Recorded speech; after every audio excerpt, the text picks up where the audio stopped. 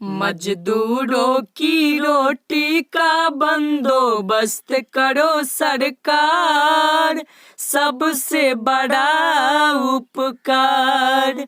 Corona से नामुमकिन है बच सकते हैं, लेकिन भूख डालेगी मार, भूख डालेगी मार। बाराती साला आया ना नाच लेके, बाराती साला आया ना नाच लेके, डीजे बैंड बाजा ना साथ लेके, डीजे बैंड बाजा ना साथ ले।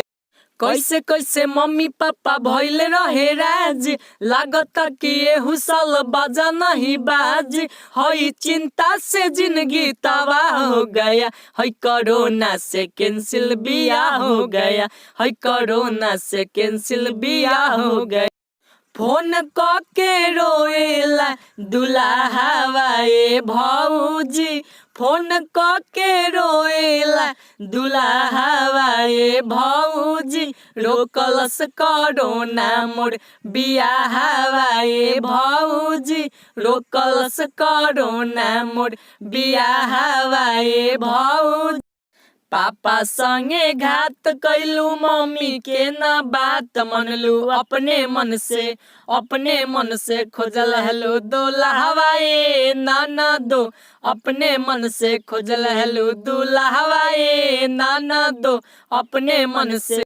दिल्ली से अइले मोर सैया जी, सीधे गइले स्कूलवे में। दिल्ली से अइले मोर राजा जी, सीधे गइले स्कूलवे में। हो आँख तरसता, हो लोरे बरसता, फोटो धइले बानी झूलवे में। दिल्ली से अइले मोर सैया जी, सीधे गइले स्कूलवे में।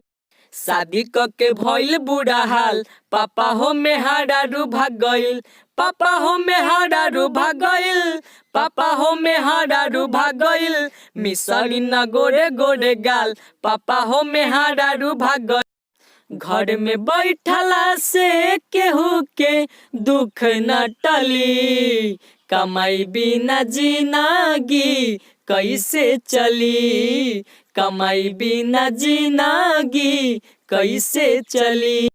का तू पैबा इतना रुपया अपना पास में संभाली, का तू पैबा इतना रुपया अपना पास में संभाली। ना कफन में पैकेट होला, ना कवर में अलमारी, ना कफन में पैकेट होला, ना कवर में अलमारी।